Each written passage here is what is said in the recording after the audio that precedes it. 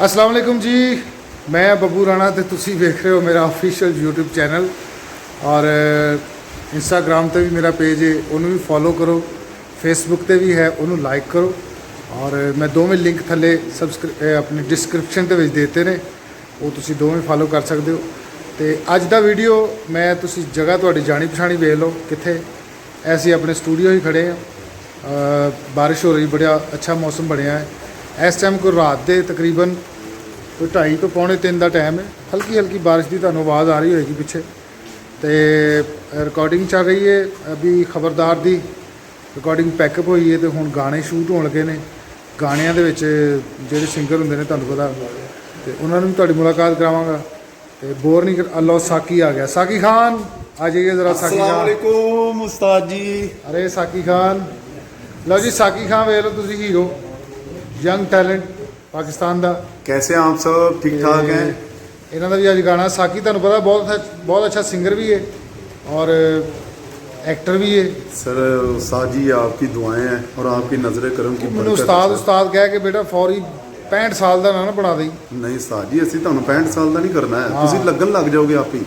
बकवास नहीं करनी। कैसा लग रहा खबरदार ज्वाइन किया तुहानू? अज के दिन तक की फील होया? अज तक सच्ची गल करनी है। और तुहानू पता आफ्ताब इकबाल साहब भी साडा लोग देखते हैं, हर कोई भी मेरा वीडियो चढ़े तो वह भी देखते हैं।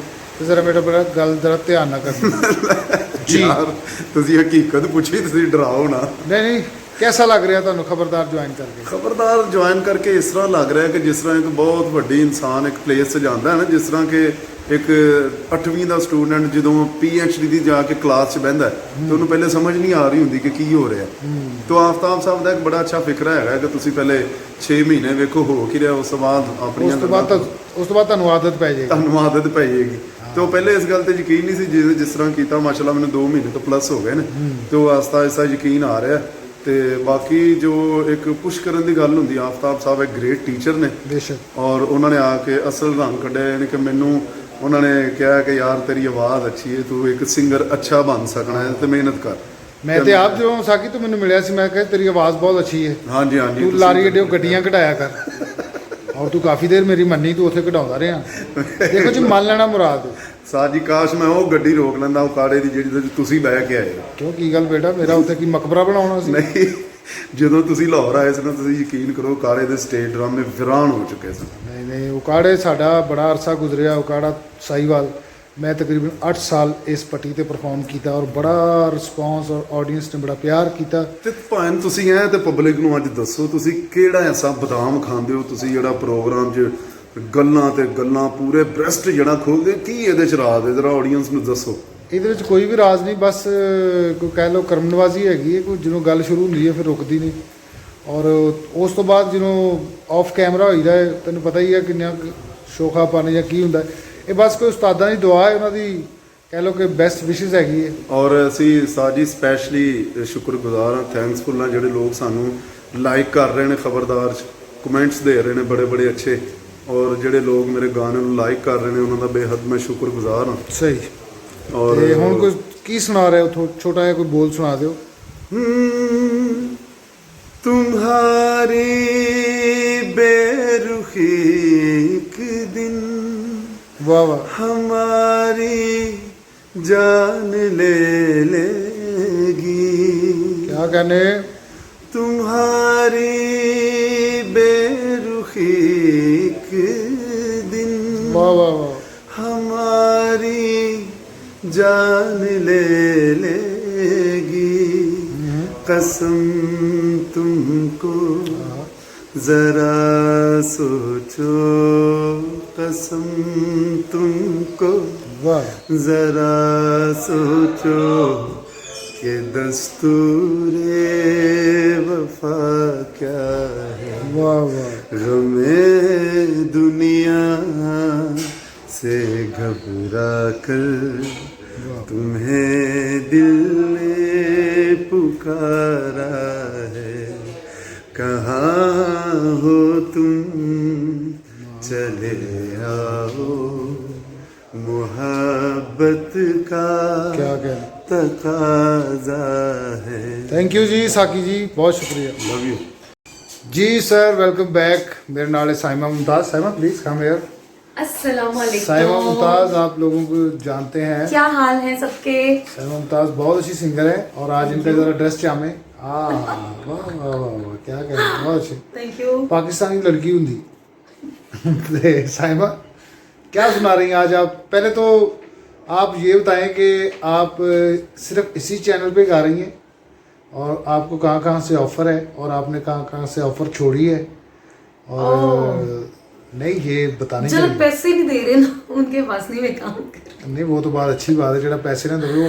क्योंकि कुछ चैनल्स ऐसे हैं कि उनके checks like 6 month 7 month like साल हो जाते हैं, वो लेट आते हैं। अच्छा। तो फिर ऐसे चैनल्स पे फिर थोड़ा सा होता है कि आपको फौरन से पेमेंट मिल जाए, आप काम कर लें। तो यहाँ पे माशाल्लाह बड़ा अच्छा पेमेंट का एक सिस्टम है, जल्दी पैसे मिल जाते हैं और काम भी यहाँ पे और यहाँ पे जो आपको कलेक्शन मिलती है गाने की, नो डाउट कलेक्शन बड़ी कमाल की होती है। बॉस सेलेक्ट करते हैं, इसके अलावा भट्ट साहब जो हमारे हैं वो सेलेक्ट करते हैं। तारिक भट्ट तो साहब। बिल्कुल तारिक भट्ट साहब। और असल जो सिलेक्शन होती है वो तो आफ्ताब इकबाल साहब ही करते हैं। बिल्कुल भट्ट साहब को तो आगे वो लाइक फाइनल सिलेक्शन तो उनकी होती है।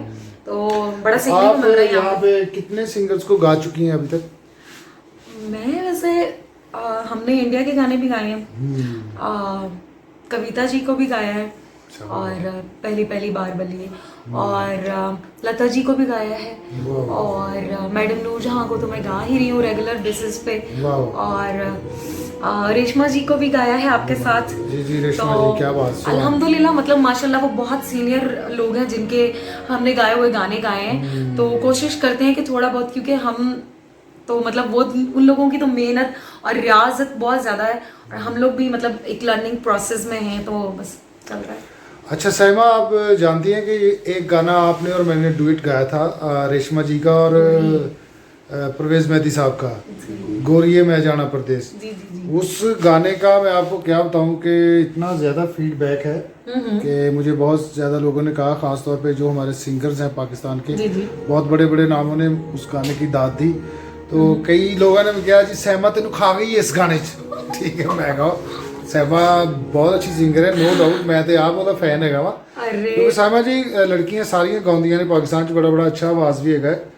और ਜਿਹੜਾ ਸਾਡੇ ਬੈਚ ਦੀ ਗੱਲ ਕਰ ਰਹੇ ਹਾਂ, ਜਿਹੜਾ ਸਾਡਾ ਬੈਚ ਤੁਹਾਡਾ ਸਾਡਾ ਬੈਚ ਹੈ, ਇਸ ਬੈਚ ਦੀ ਗੱਲ ਕਰ ਜਿਹੜੇ ਸੀਨੀਅਰ ਲੋਕ ਤੋਂ ਮਾਸ਼ਾਅੱਲਾ ਉਹਨਾਂ ਦੀ ਤਾਂ ਕਿਆ ਹੀ ਬਾਤ ਹੈ।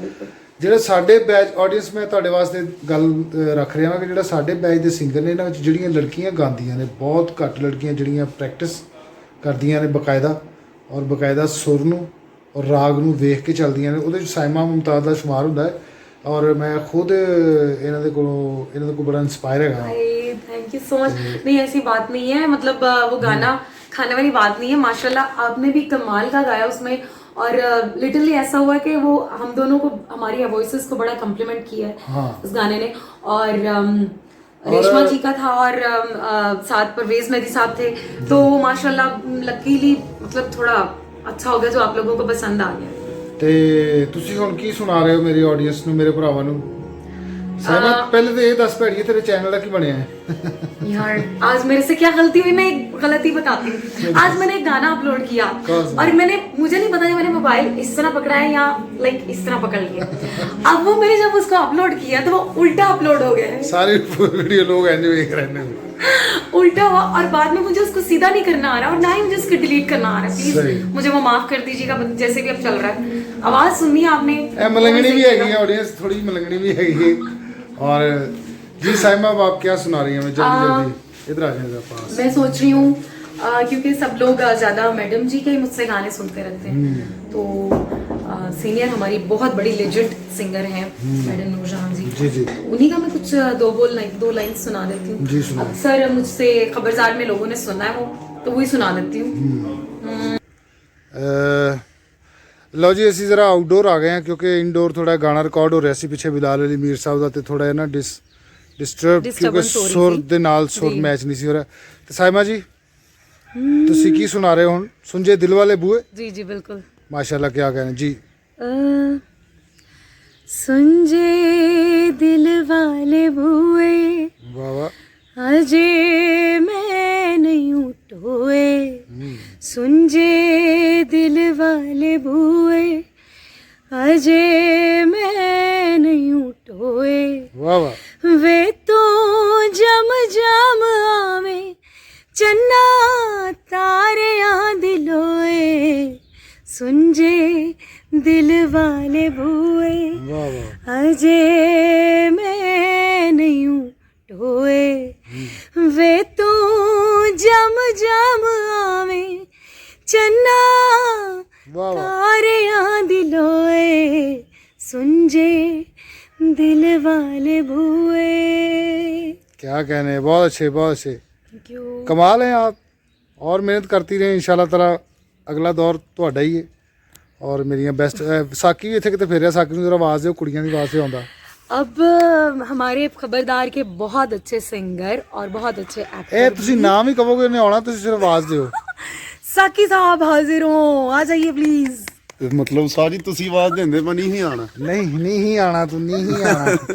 भाई साकी भी आ गया माशाल्लाह, क्या ਓਏ कहने। ਹੋਏ ਹੋਏ ਕੀ ਬਾਤ ਹੈ ਸਰ, ਅੱਜ ਦਾ ਵਲੌਗ ਤੇ ਤੁਹਾਡਾ ਮੈਂ ਕਹਿੰਦਾ ਮਜ਼ੇਦਾਰ ਹੋਏਗਾ। ਇਹ ਕੁੜੀ ਦੋ ਸਿੰਗਰਾਂ 'ਚ ਫਸ ਗਈ ਹੈ। ਓਏ ਹੋਏ ਹੋਏ ਦੋ ਸਿੰਗਰਾਂ ਤੇ ਦੋ ਐਕਟਰਾਂ ਦੇ ਵਿੱਚ ਔਰ ਇਹ क्या कहने, बहुत अच्छे। मैं ਕਿਹਾ ਸਹਿਮਾ ਜੀ ਹੁਣ ਪਿੱਛੇ बैकग्राउंड ਵੇਖो की बनी है। सुबह क्या तकरीबन बात है मॉर्निंग वाकई यार।